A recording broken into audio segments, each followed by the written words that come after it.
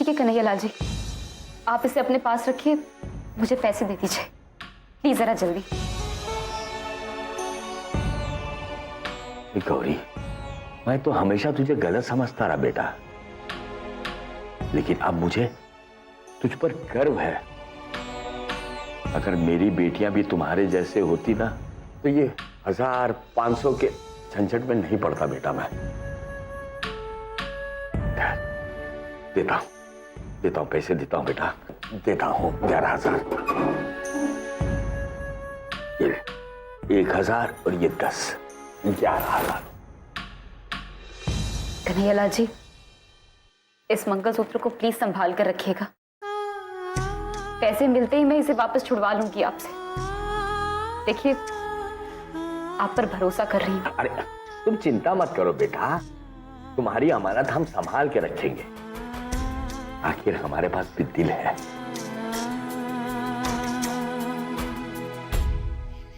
देखिए मेरी बात तो सुनिए। अरे रुद्र जेल में है तो क्या करूं मैं? उसी को शौक था ना अपने बलबूते पे दुनिया जीतने का, तो करने दो उसे। मैं उसकी कोई मदद नहीं करने वाला हूँ। देखिए देवर जी मुसीबत में है, ऐसे में हमें उनकी मदद करनी चाहिए। अरे आपसी अंदर में खून का रिश्ता तो नहीं भूल सकते ना हम। हाथ छोड़, हाथ छोड़। संदेश, उपदेश, भाषण और कुछ आता है तुझे? और ये 10वीं तक पढ़ाई करके मुझे पढ़ाने चलिए तो जा। हाँ? कुछ नहीं करने वाला हूँ मैं। आप कुछ नहीं करेंगे तो मैं माँ जी से बात करती हूँ।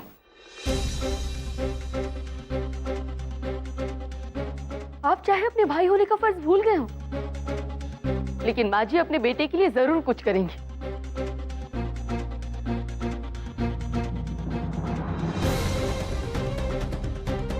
हाँ छोड़िए मुझे, चल।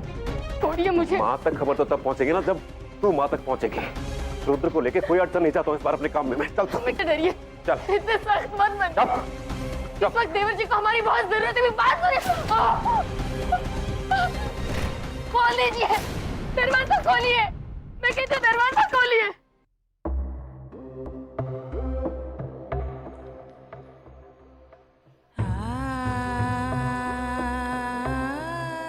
तो मैं क्या करूं? देवर जी को इस मुसीबत से कैसे बचाऊं?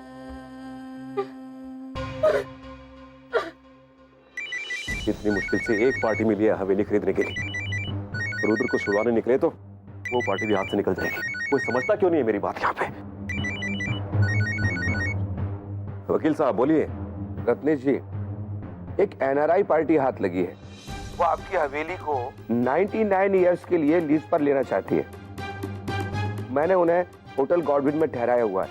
जितना जल्दी हो सके आप हवेली के पेपर्स लेकर वहां पहुंचिए। हाँ हाँ वकील साहब, आ रहा हूँ मैं। आपसे ज्यादा जल्दी है मुझे। और आप जरा वो पार्टी से बात करके 2 करोड़ रुपए एडवांस की बात कर लीजिएगा, वो चाहिए मुझे। ठीक। और माँ को किसी तरह से चकमा देके मैं पावर ऑफ अटॉर्नी भी साइन करवा के लेके आ रहा हूँ। हाँ, मिलता हूँ आपसे। मैं फोन रखता हूँ।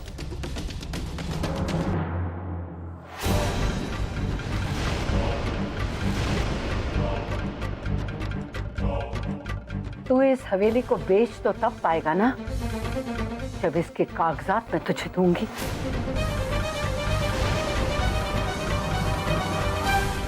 अगर मैंने अपनी आंखों से नहीं देखा होता तो मुझे कभी यकीन नहीं आता कि मेरा रत्नेश इस खानदानी हवेली को बेचने चला है। हाँ, तू नहीं जानती इन हालात में मुझे सब कुछ करना पड़ रहा है। तो एक काम कर, वो पेपर्स मुझे दे दे। वापस आके सब समझाता हूँ तुझे। चुप कर धोखेबाज। देख माँ, जिद मत कर। वो पेपर्स मुझे दे दे। बता कहाँ है वो पेपर्स? देख, मैं तेरी बीवी नहीं हूं जिसे डरा धमका कर तू अपनी मनमानी कर सके। तू जो कर सकता है कर ले, लेकिन मैं अपने इस मंदिर को, अपने इस घर को कभी बेचने नहीं दूंगी। कम से कम मेरे जीते जी तो नहीं।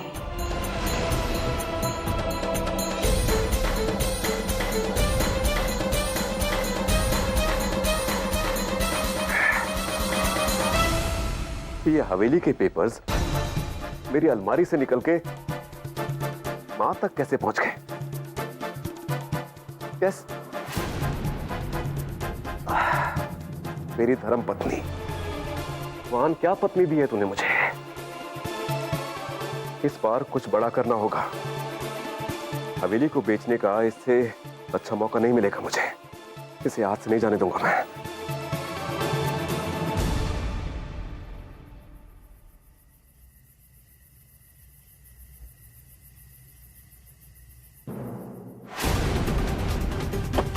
अरे क्या कर रहे हैं आप लोग? दुकान पर ताला क्यों लगा रहे हैं? जब तक इस केस का फैसला कचहरी में नहीं हो जाता तब तक दुकान सील रहेगी, समझिए आप। चलो। नहीं, ऐसा मत कीजिए प्लीज। सर मेरी बात तो सुनिए प्लीज। जो भी हो उसके लिए मैं आपसे माफी मांगती हूँ। जो भी कहना है कोर्ट में आके कहना। सर ऐसा मत कीजिए प्लीज। सर हमारे कमाने का यही जरिया। मेरी बात तो सुनिए। रुक जाइए प्लीज। प्लीज मेरी बात तो सुनिए। रुक जाइए, मेरी बात तो सुनिए प्लीज। साहब मेरी बात तो सुनिए। अरे जाओ जाओ, क्यों पीछा कर रहे हो? मेरी बात तो सुनिए। तो सुनिए। जी हाँ, मैं अभी बात कराती हूँ। गौरी, राजरानी जी का फोन है। वो रुद्र के फोन पर फोन मिला रही थी, नहीं मिला तो तेरे फोन पर मिलाया है। रुद्र के बारे में पूछ रही थी बेटा। मेरी तो हिम्मत नहीं पड़ी बताने की कि वो जेल में है। ले तू बात कर। ले।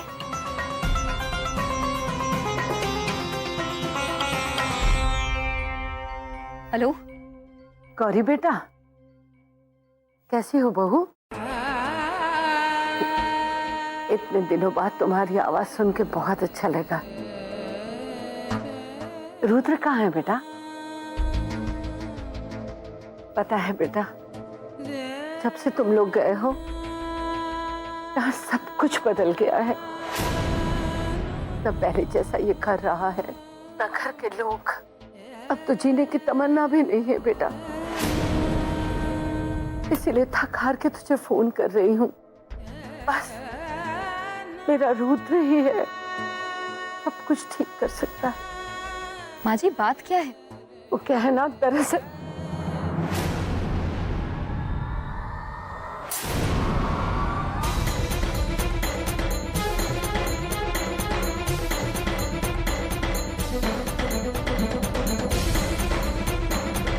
उस 2 कौड़ी की लड़की और उसके नाकाम पति पे भरोसा है तुझे, मुझ पर नहीं। हाँ,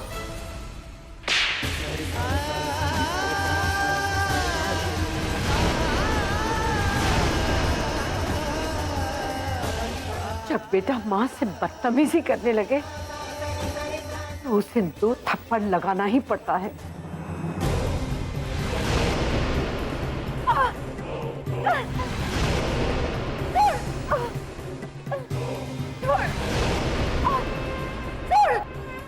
एक बात तो मैं समझ चुका हूं कि तूने मेरा साथ छोड़ दिया है, मतलब तू मेरे खिलाफ हो गई है।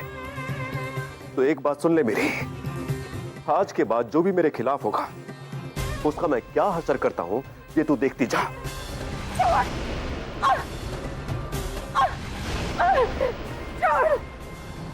माँ घर के सभी फोन बंद आ रहे हैं। माँ जी का फोन भी नहीं लग रहा है। माँ मुझे लगता है हमें एक बार जाकर हवेली में देख लेना चाहिए। उनकी आवाज सुनकर ऐसा लग रहा था जैसे वो बहुत परेशान है। कुछ तो गड़बड़ है माँ। बेटा, इस समय तुझे सिर्फ रुद्र को हवालात से बाहर निकलवाने के बारे में सोचना चाहिए। ऐसा करते हैं, अब मैं हवेली चली जाती हूँ, तू हवालात चली जा। गौरी, फिक्र मत करो। ये कुछ पैसे हैं, रख लो।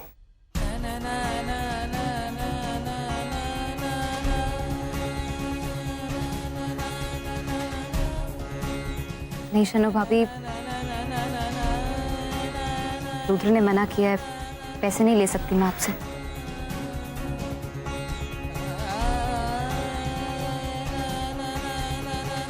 देखो मुनिया, सन्नो ने दुनिया देखी है। आज हम तुम्हें जो बता रहे हैं ना, वो बात गांठ बांध लो। जब हालात खराब होते हैं ना, तो कुछ काम पति से छुपा कर किए जाते हैं। जैसे सन्नो से ये पैसे लेकर अपने पति को जेल से छुड़ाना। हाँ, जाओ जल्दी करो। और हम सुनहरी के साथ बड़ी हवेली जाकर देखते हैं कि तुम्हारी सास किस डिफिकल्टी में है। हाँ, लो खिलो।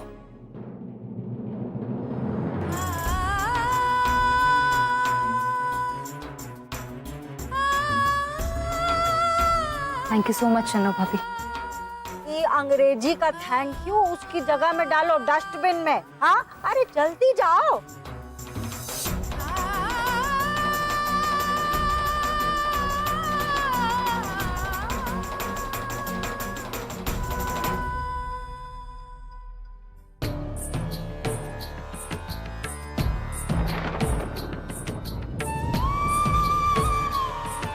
रिक्शा, अरे भैया रुकिए ना, अरे सुनिए ना।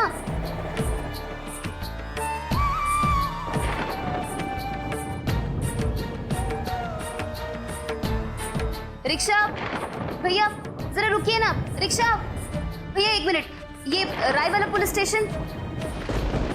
रिक्शा रुकिए ना, अरे रुकिए ना।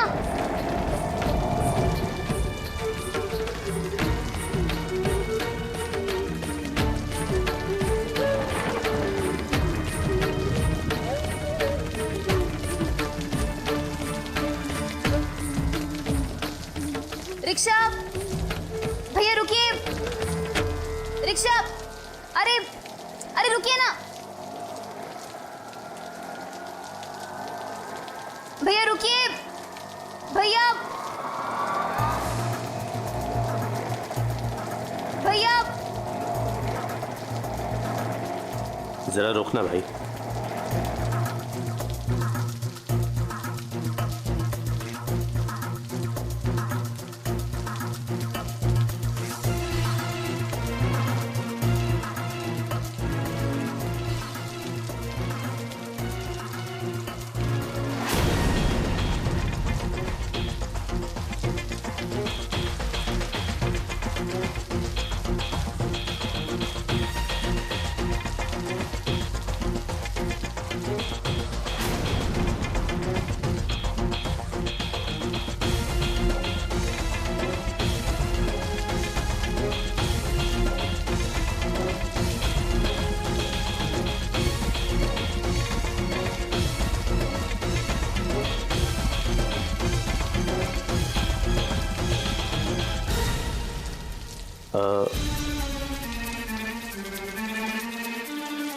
अगर आपको एतराज ना हो तो मैं आपको लिफ्ट दे सकता हूं।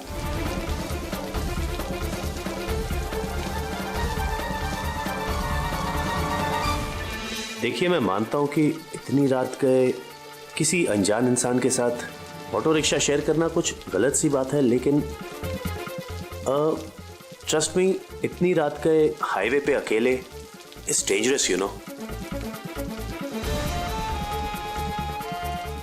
Sure, trust me, I am a शरीफ आदमी हूं मैं।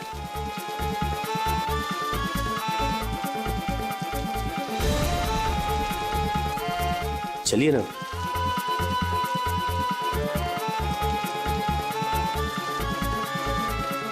आप मेरे साथ चल सकती हैं, डोंट वरी अबाउट इट। ठीक है, तो आप मुझे हरिद्वार पुलिस स्टेशन छोड़ दीजिए। हाँ हाँ, ऑफ कोर्स। चलिए ना, आइए।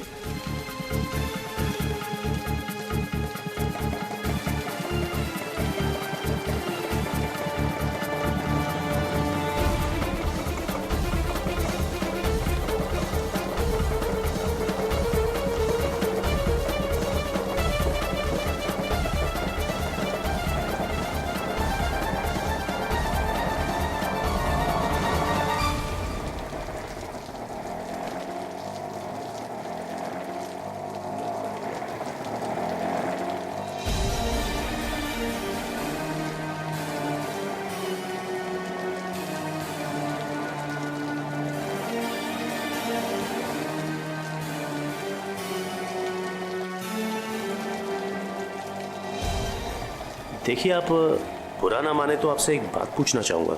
इतनी रात गए आप पुलिस स्टेशन क्या करने जा रही थी?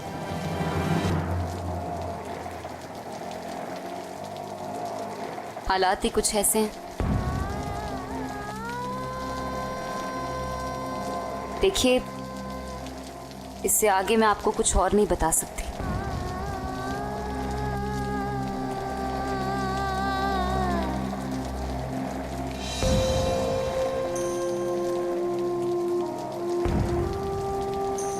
भैया बस यहाँ रोक दीजिए।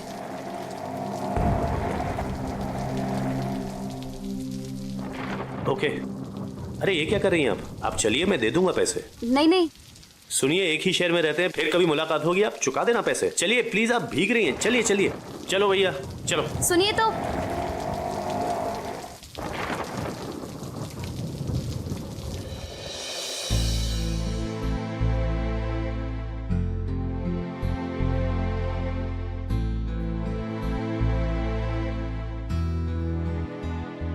टीचर,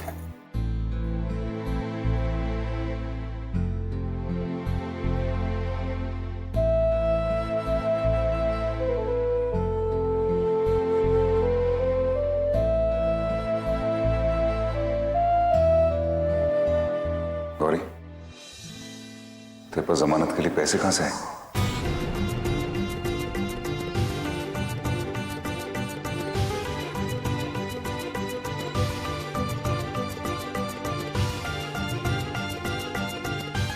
रुद्र, घर चल के बात करें?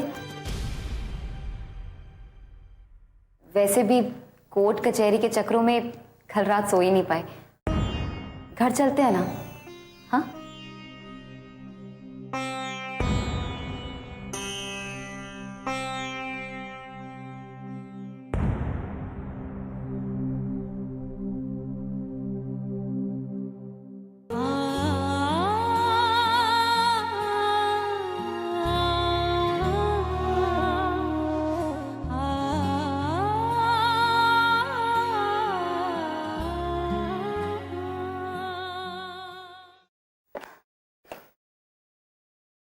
नानी, आप लोग बैठिए, मैं चाय बना कर लाती हूँ। नहीं बेटा, चाय मैं बना दूंगी। नानी, आप बैठिए, मैं चाय बना कर लाती हूँ। वैसे भी रुद्र को मेरे हाथों के सिवा किसी के हाथ की बनी हुई चाय पसंद नहीं आती। मैं जाती हूँ। बेटा रुक जा, मैं जरा बाहर देख कर आती हूँ। तो ये मोहल्ले वालों ने इतनी भीड़ क्यों जमा कर रखी है? मैं आती हूँ। गौरी, मेरी चाय भी बाहर ही भेज दे। अच्छा ठीक है, मैं भेजती हूँ। अरे माँ, तन्नू भाभी, आप लोग तो हवेली गए थे ना? वहां सब ठीक तो है? बेटा हम गए थे वहां रात को, पर वहां तो ताला लगा हुआ है। अरे वॉचमैन ने बताया कि कोई नहीं है, सब आउटिंग पर गए हैं। माँ, एक तो माँ जी से बात भी आधी अधूरी रह गई, ऊपर से आप लोग कह रहे हैं कि हवेली में ताला लगा हुआ है। माँ, मुझे तो कुछ गड़बड़ लग रही। सुनहरी ने हमें बताया कि तुम्हारी सास थोड़ी सी आड़ी टेढ़ी है, मूड हुआ निकल गई होगी। अरे यू फिकर नॉट गौरी, हम शाम को ना एक और चक्कर लगा लेंगे। तो इस बात की फिक्र करो बिटिया, घर कैसे चलेगा? हाँ बेटा, दुकान को भी पुलिस सील करके चली गई है। कुछ समझ में नहीं आ रहा है माँ। रुद्र ने जितने भी इंटरव्यूज दिए थे, उसे उनमें से किसी के लिए भी फोन नहीं आया, और बचे कुछ पैसे भी कोर्ट कचहरी में खर्च हो गए। पता नहीं क्या करूं। अरे गौरी, भरी नॉट, हमने तुम्हें उस नौकरी के बारे में बताया था ना, उन्हें किसी की सख्त जरूरत है। तुम जाके मिल लो, तुम्हें नौकरी मिल जाएगी। लेकिन रुद्र से कैसे बताऊंगी? तुम रुद्र की फिक्र मत करो। देखो थका हुआ आया है, एक बार सो गया तो रात को ही उठेगा। तुम मौके का फायदा उठाकर वहां जाकर मिल लो। अरे भाई, नौकरी करने को कौन कह रहा है? भाई ऑफिस में जाओ, देखो माहौल कैसा है, सही लगे तो करो। हाँ बेटा, घर मैं संभाल लूंगी। तू एक बार वहां जाके देख तो सही, कैसी नौकरी है, क्या काम करना पड़ेगा, बाद में रुद्र को बताना। हाँ माँ, रुद्र के सोते ही निकल जाती हूँ, यही ठीक रहेगा।